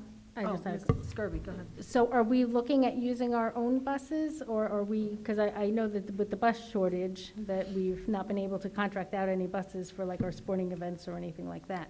Yep. Are we looking at getting outside busing for the field trips, or are we going to use our own buses? Anything within the school day, we use our own buses. Anything on the weekends, we can also use our own buses as long as we get our own drivers, because we don't have our daily runs. If there is some competition, varsity level competition, things like that, that would require leaving early when we can't do it with our own transportation, that's when we start to look out to see if we have to go to like an academy style bus or some. We never start with them. We start with the commission. We start with any of the vendors that we use. And then worst case scenario, if it's something that, like I said, varsity championship match or something like that, we have to run it, we'll go. And last scenario is trying to go for one of those academies. And even them, they are last resort. Okay. They're dealing with the same shortage as we are. So Right. many of the times we've reached out to them, they can't cover it either. So And- that's when they work with, nobody can go, we need to totally reschedule this event or Right. whatever. And that's why the athletic games are changing by the hour and stuff. Okay. And you mentioned the in-house bus is the $75 an hour rate? Yep. Yep. Okay. Maybe we can have finance look at that, put it on the agenda. That's been a long time concern that I've had for many years about the internal costs that we charge out to parents for the buses that we already own. So maybe we could add that to the agenda. Thank you. All right, I have no other questions. Okay, thank you. Roll call board action items A through O, moved by Mr. Chiarella, seconded by Ms. Skirby. Ms. Belko, Yes. Mr. Tufano, Yes. Ms. Skirby, Yes. Ms. Siegel, Yes. Mr. Rutsky, Yes. Mr. Nicotinsky, Yes. Mr. Chiarella, Ms. Bierman, Yes. Ms. Arminio. Yes, Board action items A through O has passed. okay. I So believe- before we move on, can I Please. finish up? So I would like to welcome Jeannie Corallo. She's the new Falcon Care Director to our administrative team. I'd also like to say thank you to Sharon Jensen for all her work in our district. We will wish her well in her future endeavors. And then congratulations to Mr. Jim Higgins, and Mr. Scott Sidler as co-principals of the Monroe Township Middle School. Are they all here? Have we had you guys stand up? No? Mr. Higgins? Mr. Seidler? And is, No, Ms. No, she's Corallo not is here? Yep. thank you. Mr. Gorski, I believe you are on. Madam Board President and members of the Monroe Township Board of Education, it is recommended that board action items A through M be approved by consent roll call. Do we update Mr. L? Tufan, I'm sorry? Do we update L? Yeah, I need somebody to please clarify L. Oh, L. Yes. You gotta move it in second. That- Yeah, let's move it, and then we'll open it for discussion. Okay. Well, we can't, we shouldn't move it. Yes, Because it's go not ahead. the It's total okay. item. You have to move it and No, second it you and can then move it and discuss. second it, and then we Okay. will All right. make arrangements for that. All right, I'll second. Was there a first? I'll move it. Okay, you guys choose, I'm not calling it. Belko. Belko. Ms. and Belko then- moved it, and Mr. Second. Tufano seconded it? Yeah. Okay, now we can discuss it. Well, Mr. Tufano, did you want to just open with saying that this was discussed at the Buildings and Grounds? Yes, and it was. Transportation? And it's broke down into 4 sections, so tonight we're asking to vote just for section 1 and 2. Okay, And the amount of 1 and 2, Mr. Gorski, do you have that information? 40,000. It's 40,000, Yes. not 80,000. We're only voting to pass section 1 and 2, which is 40,000, not 80,000. as per the discussion at the BG&T. BG&T. So if the board members take a look at it, the element 1, the cost is $36,800. Element 2 is, I think, $3,200. Correct. Okay? Mr. Gorski, did you want to just? So, Madam speak to that? President, I just revise my motion that on the proposal from SSP, it only reflects board approval for items 1 and 2 for a total of $40,000. Do we need an amendment, to do an amendment on that? If the mover and seconder accept that, then you don't need the motion. Ms. Belko? Yeah, I'm fine Yes. with that. Mr. Tefano? Any questions on this in particular or any of the others in this category? Yes, Ms. Bierman? The renewal of the attorney agreement, I think, is in here. Yes. I would just request that we be provided with the comparison numbers. I still haven't seen them, of what we've spent and compared to what in-house was costing, just so that we're all on the same page, that this has been a better financial choice for us to use non-in-house attorney services. Well, if we don't have those numbers now, are we not- I'm not voting for it, but I'd like to request that we be Yes. provided with it. going Yeah. forward, that, well, we have requested monthly, from our business administrator, we have requested the monthly bills. Okay. So we'll have to continue that, and then, next month, we'll have a comparison, Okay, thank you. okay? Maybe we should add that to the finance committee I every was going month. to suggest. Yeah. Yeah, add that to finance every month. But it is customary that professional services actually go for a full year. If you remember, in June, we only gave them 6 months, so really to complete the actual year would be June 30th, but I do agree, and we have had that discussion, that we do want a comparison to make sure we're being efficient and prudent with the funds. Okay? Just Yes, on that Mr. note, I Rutsky. think this December will be a full year because Vito and his firm started with us in January. Yes, but. Not a full school year, but a full calendar year. Yes, but that's not how these, The renewals. they don't, they usually go from July to June 30th, Okay, yeah. okay. And the previous board, I believe, had, we just extended it from the previous board. Right. So that's why it was a little confusing, because our in-house attorney, We were going either Gave us- month by month or Right. 3 months at a time. right. So this is really just to complete the professional services for the year ending June 30th, 2022. Got it. Thank you. And that's where we'll start to calculate the differences. Okay? Anyone else? Did you want to? No, this is board action items A through M, and on the SSP contract, it's again only for items 1 and 2 for a total fee of $40,000. Moved by Ms. Belko, seconded by Mr. Tefano. Mr. Nicotinsky? Yes. Mr. Chiarella? Yes. Ms. Kirby? Yes. Mr. Tefano? Yes. Mr. Rutsky? Yes. Ms. Siegel? Yes. Ms. Bierman? Yes. Ms. Belko? Yes. Madam President? Yes. Motion passes, and that concludes my report. Thank you. Okay, so, Board President, I am next. All right. Well, we have a few things to discuss. First, let me discuss Dr. Alvick, our superintendent, and who has been a faithful staff member for 17 years in Monroe Township. She's gone from her positions in the elementary schools to assistant superintendent to superintendent. She has served our community very well. In her very understated way, she didn't want fanfare, and she didn't want, we try to engage her and encourage her to accept our gratitude in the form of a plaque. She wanted to be very understated, and out of respect for her, we're going to respect her wishes, but it is very imperative of us all. And I would encourage people to send personal notes to Dr. Alvick and thank her for the service that she gave our community and our children over the 17 years that she has been here. She has served us well. We are grateful for her, for the opportunity to have met her and for her service to this community. And we want to wish her great health, good retirement, and happiness. So I think we should, even in her absence, we should give her a round of applause.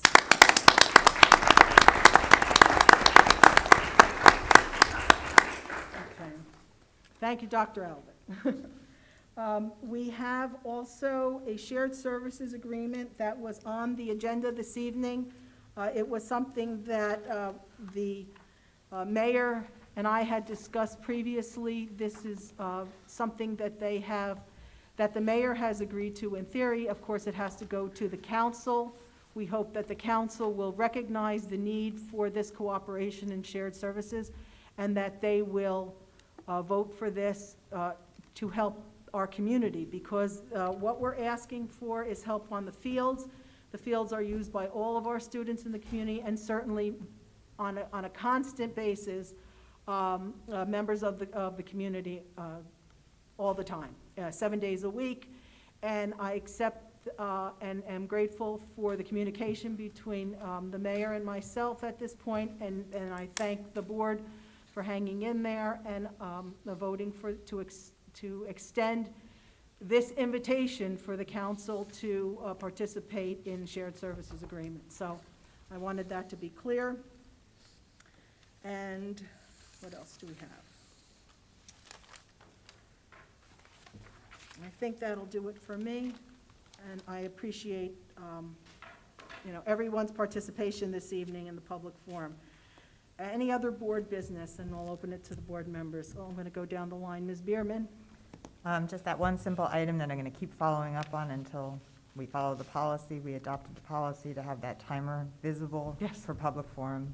Any progress? I spoke to Mr. Gorski, and he said that he has a catalog he'd like me to take a look at. I will do that within the week. How's that? Okay.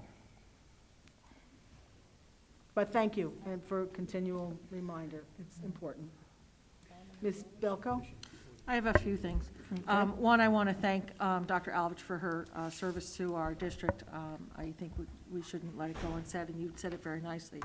And I wish her well in her retirement. I'm a little jealous, to be honest with you.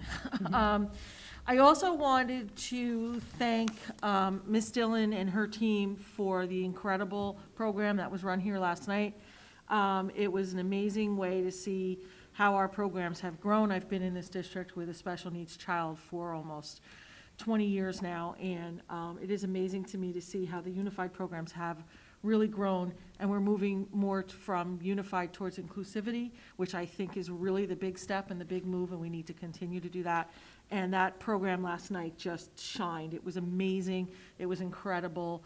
I took a couple of pictures. I wanted to send them. Maybe you could use them, for something, but I really think that that whole group needs some recognition. I think it was a wonderful program.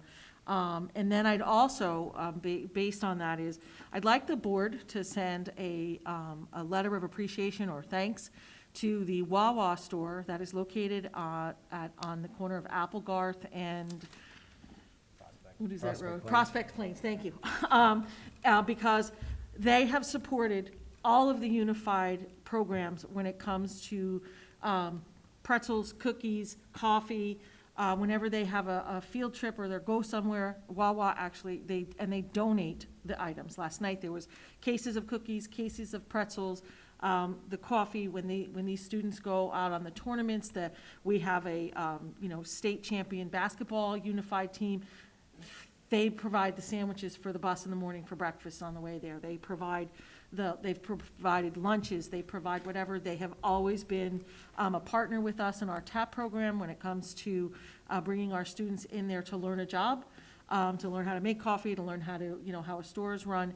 And I think that this board would do it well, not only to send a thank you or an appreciation to them, but also to corporate Wawa and let them know. I had the folder in my hand as to what store number it is, because to let corporate know what store number it is. But Mr. Gorski, I can send that number to you tomorrow. That'd be great. I just think that this board needs to recognize them. So if I need to make that in the form of a motion, I certainly will, but I don't think a thank you letter. Yeah, please, yes. Okay. Just, Mr. Gorski, after you get the information, and if you want to add some special things to the letter, send them to Mr. Gorski, and then just put them out to all of us.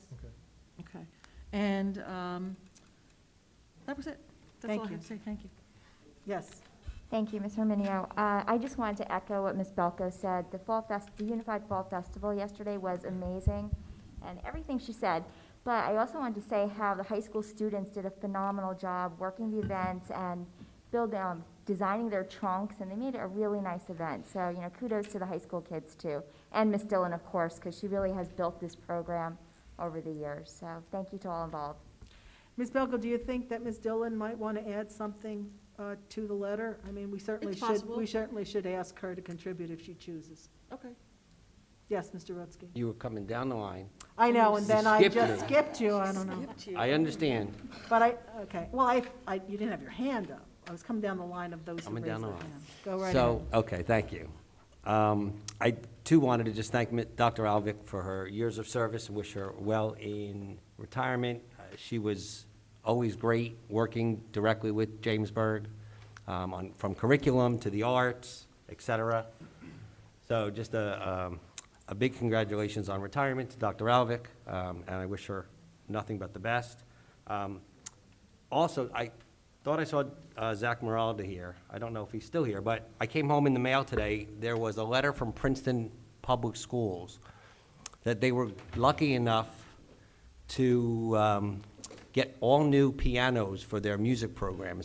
So the weekend of November 4th through 6th, they are selling all of their older, which are, some are 1 or 2 years old pianos. And I don't know if our musical department needs any pianos, but I thought this was a very interesting opportunity to pick up pianos and violins. So just wanted to put that out there. I don't know if anybody else got the letter, but I'll ask seems like Dr. a Lehman good to opportunity. contact the music department. Yeah, if you I'll don't give that to mind, you, if sure. make a copy of it, or I can, I don't need it. thank you. Sure. Anyone No, else? no. Okay, we got all 4 of you guys. Ms. Skirby.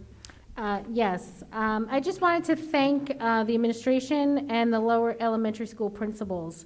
We, as board members, had gotten some feedback from, I think, a couple of parents, that they were disappointed that there was going to be no Halloween parade at the lower elementary schools. And myself and Mr. Nikotinsky, I know, reached out through email and voiced our opinions and expressed our concerns that we were not going to be allowing the students to walk outside for their Halloween parade. So I'm glad that the administration and the lower elementary school principals went back and looked that over and had a change of heart, and now we are going to have Halloween parades at the lower elementary schools. And I think that it really is wonderful to get back to some events that we have not had in the last couple of years. I think it's good for social emotional well-being of the children, and it's very well received by the parents, by the students, and even by some of the teachers that I've spoken to. That everybody seems to have they're excited for it. They're excited to get back to some sort of a normalcy now that we're back in school. So I just wanted to thank them. Anyone else? Mr. Chiarella. Yes, thank you. I just wanted to wish Dr. Alvick well. She's served us well for many years. My children have had her when she was a principal, and then I had the opportunity to work with her here, but for a few years. But I just want to thank her.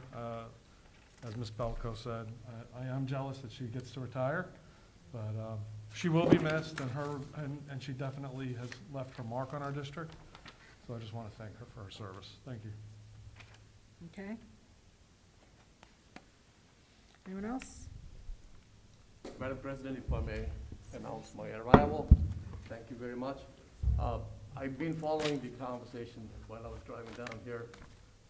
Dr. Lehman, thank you very much for talking about the home show that we had last Saturday. 15 teams showed up. It was an excellent show. Started at 4 o'clock and ended around 9:30 or so. And I want to give a shout out to Megan Alexander for really having a seamless show in the last minute, taking it away from the field and actually bringing it inside. And I had the opportunity to provide commentary on it. And one of the reasons I want to be here right now, not that I didn't want to be here before, is I thought I was going to miss this, is Dr. Alvick. I think she has done a tremendous job in this district. I think she truly deserves a heartfelt thank you from all of us for what she has done. I think she was a true professional. And in my experience that I have seen a few people who maintained and straddled that line where they never crossed the line, and she was one of those people. And you could not ask her to deviate from what the rules and regulations were. This school district is going to miss a very, very competent, well-qualified superintendent, and it's going to show in a few years from now the impact of Dr. Alwick leaving. So I wish her all the best, and Dr. Alwick, if you're listening, thank you very much for your services. Anyone else? Okay, seeing none, I'm going to open the public forum. All in favor of opening the public forum? Aye? Aye. Any opposed or anything? Okay, we have a public forum. Please step up, your name and address, and 4 minutes, please.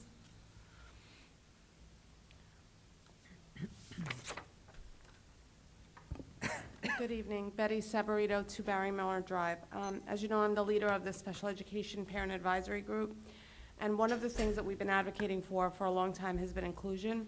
So tonight, I really wanted to thank the district, especially Dr. Lehman and Mr. Moraldo, for the Summer of STEM project that was out there. When that first came out, I reached out to the district because while we did offer it to special education students, it was offered to everybody. It was during the time that extended school year was, so those students would not have an opportunity to participate. So I reached out to them. They added some additional weeks, and I will say it was very successful. It was really nice to see the sense of community that all of our students had. To that effect, I want to also thank Ms. Dillon and her unified team for last night. It was an outstanding event, super inclusive. It was wonderful to see the number of volunteers and also the students that are in those unified programs working alongside their general education peers. So it was really outstanding. So I wanted to thank Ms. Dillon, who is the district unified liaison, Ms. Muscali, who's at the high school as one of the unified staff members. At the middle school, we have Ms. Elias. At Woodland, we have Mr. Schultz. At Applegarth, Ms. Fleischer. At Brookside, Mr. Nally. At Barkley Brook, Ms. Seitz. At Mill Lake, Ms. Myers. And at Oak Tree, Mr. Kendall. Thank you to all of them for taking this on because I think it's really important to continue to promote this inclusion and have everybody be a part of our school community. Inclusion works for everybody. We also, on behalf of CPAG, we congratulate Dr. Alvick on her retirement, and we wish her well. No more special education. I have a personal question with regard to masks. Can you please advise me what the policy is with regard to masks and staff? Is it the same policy for staff as it is for students, so that at all times everybody should be wearing masks? I don't know if somebody can answer that. Dr. Lane, yes, please. So for staff, when they're in a classroom with students, they're wearing a mask. If they're alone in a classroom, I'll say the students are, at a special or something like that, they may take their mask off. If they're working in an office environment and they're in an office, they can take their mask off. Most of the, as far as I know, all of the desks in offices are spaced out, and they all have the plastic piece. So when they're sitting and they're not interacting with someone else, their masks can be off. Okay. So that is the slight difference. When the students are in, they have their mask breaks set up. They take them off for lunch. They take them off for phys ed. They go outside. And so there is a difference between when the staff and student are wearing them. Okay, thank you for that. There seems to be we can't get really into a discussion, but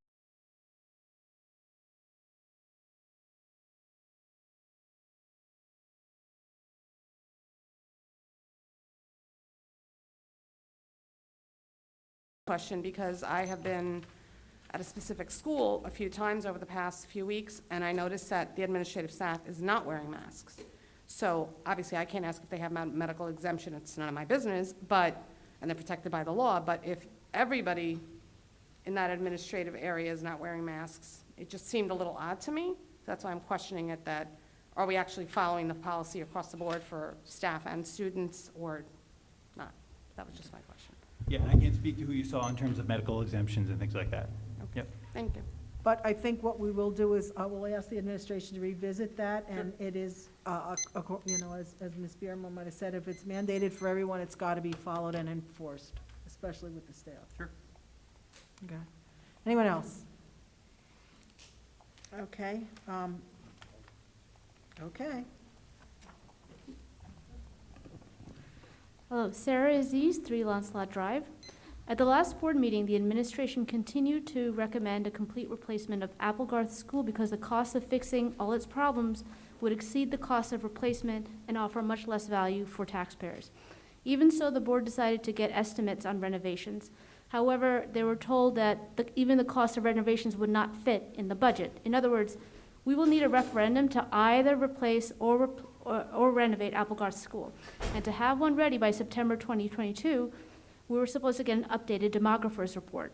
A demographer was supposed to be hired months ago, and so far there has been no demographer hired to update this report.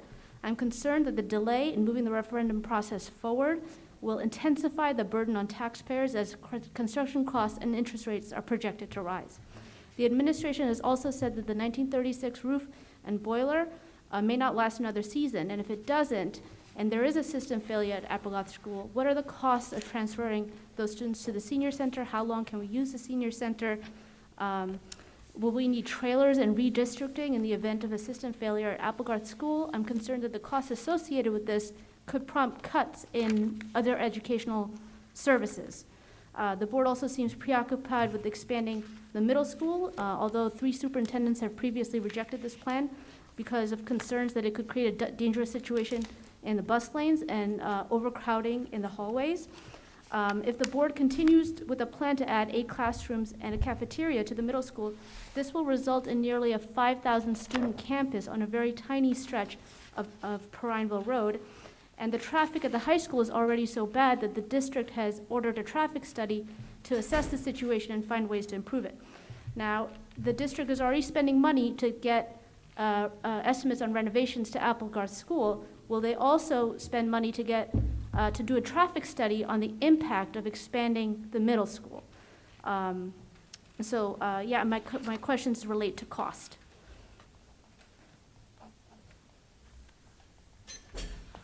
Well, it's interesting that we are having all these issues because when this building was first proposed, those were exactly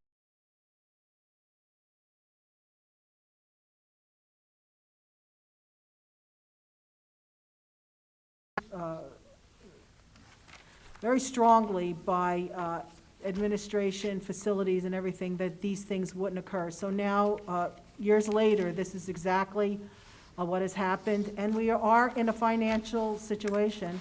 And everything that you've said is current, is the concern we have currently.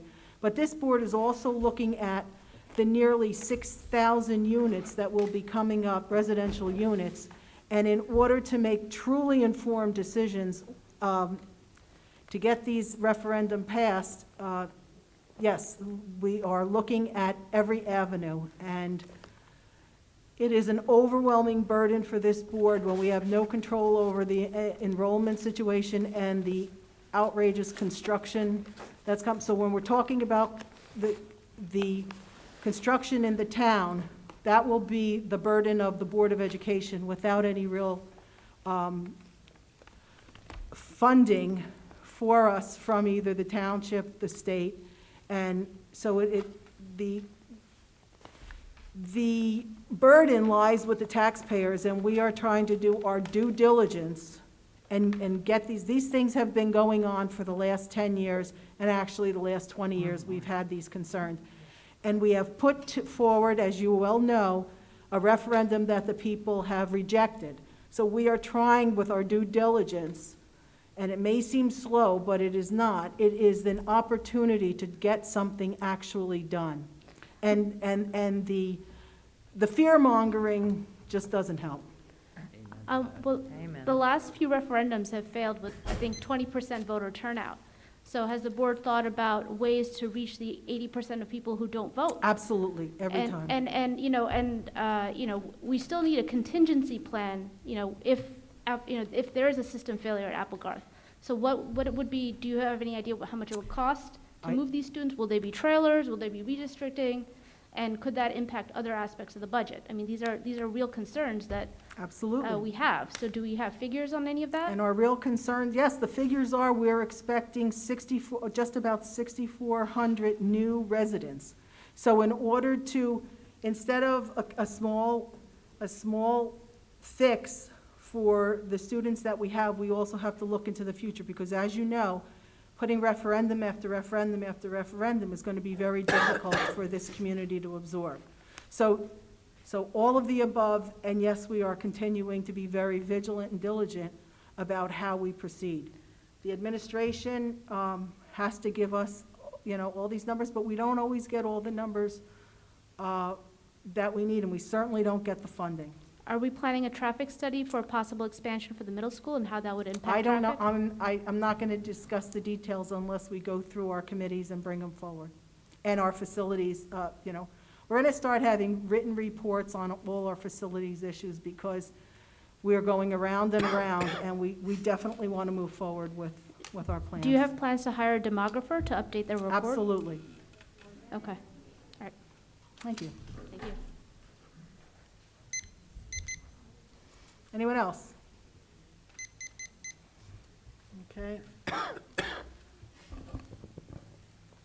Have you ever heard of the, Your name again, I'm sorry. oh, sorry, Brian Fabiano, 19 Patricia Place. Yes, sir. Have you ever heard of the saying, when the boy cried wolf? If we keep coming up with stories and we don't get to the basis here, you're losing more credibility with the public, and you have that less likelihood that the public is going to pass a referendum. We've been high, we've been low. If you look at statistics in other towns, there was just a recent article out. The average referendum that voters will vote in is around 37 million. We're way above that. So I think we got to stick to the facts here, but this whole fear-mongering, to your point, I'm glad you brought that up, that's not helping solve our problem. The last question I have here, kind of unrelated, but I think this would help for a lot of parents that don't get to attend meetings here but are at home. Because there's, again, similar to this, a lot of, fear-mongering in the neighborhood. If a parent were a voter, and for whatever reason, their beliefs are that they're a Democratic, that they vote Democrat. And they go, and that's, has nothing to do, because the school board is supposed to be nonpartisan, right? But a parent goes and they vote Democrat in this election, last election, future elections. Would this board still represent their children? Of course. If a parent went and voted Republican, would this board still represent their children? Yes. If they were an independent, and they voted independent, would this board still represent their children? Of course. So politics doesn't have anything to do with the school board, because this is a nonpartisan organization, correct? Thank you.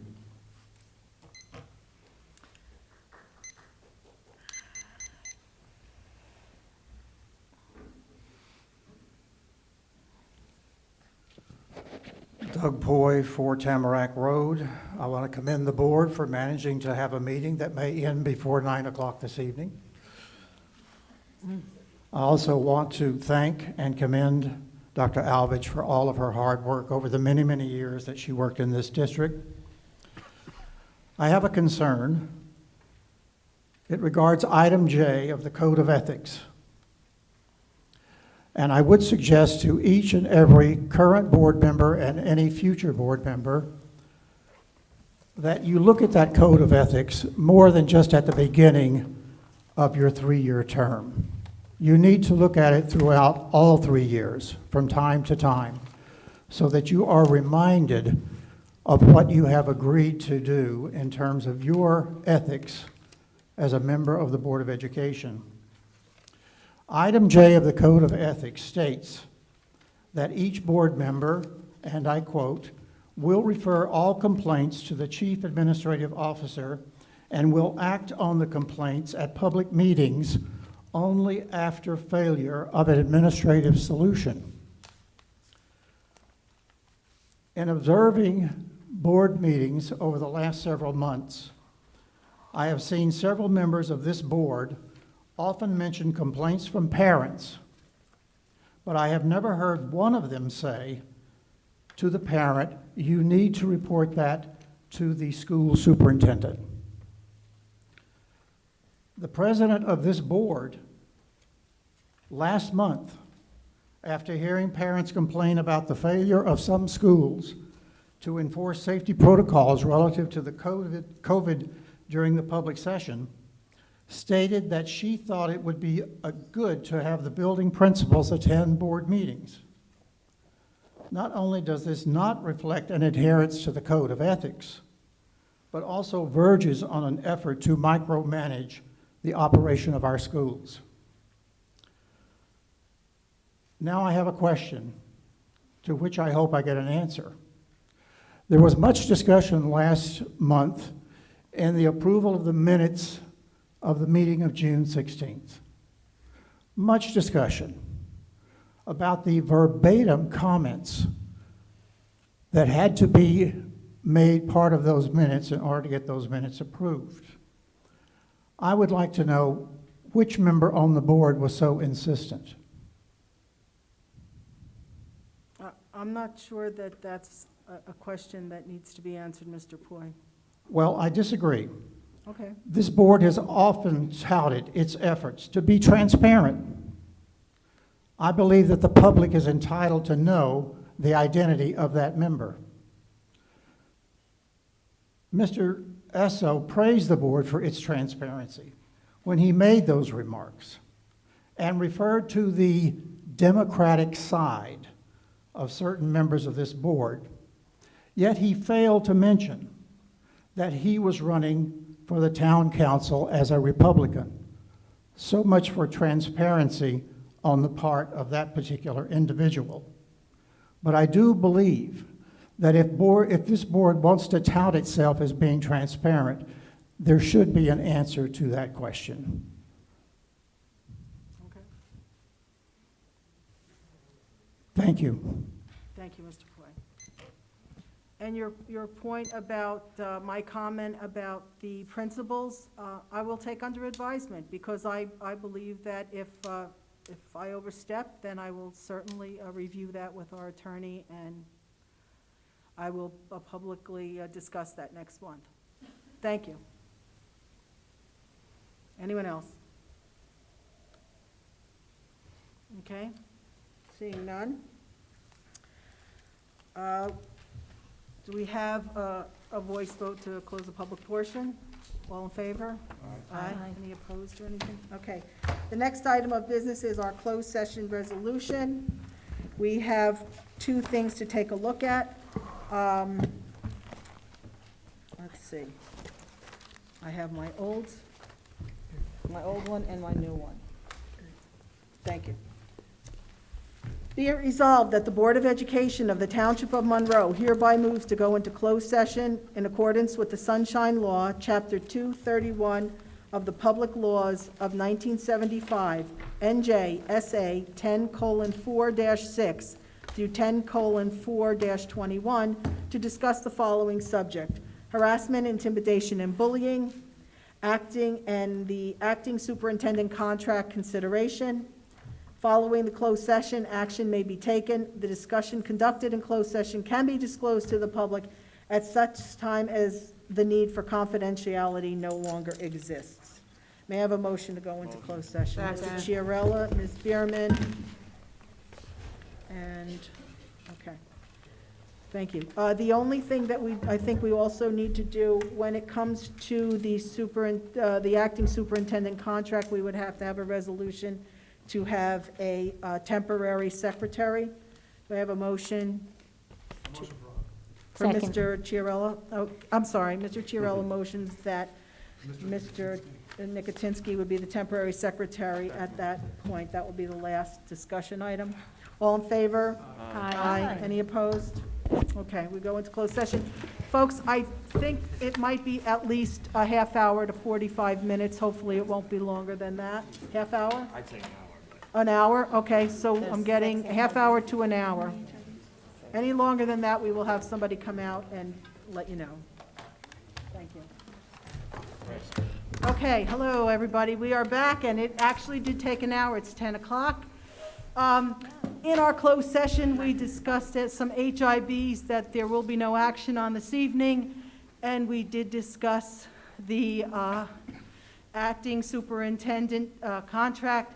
Just to let you know, that paperwork has been sent to the Middlesex County Executive Superintendent. That is part of the process. We hope to hear from them within a week, and we will move forward with that. So there is no action on that as well this evening. But if anyone would like to speak to the closed session resolutions, really are none. Okay, seeing none, I can, need glasses? What's the next meeting? Special meeting. November 1st. Oh, then we have a special meeting on November 1st that will be open to the public. So that's November 1st. And then the following meeting, which is our regular Public Board of Education meeting, I believe is the 17th of November. I need a motion to adjourn. So moved. Everybody, and everybody seconds it, I would imagine. The meeting is adjourned. Thank you all. Have a good night.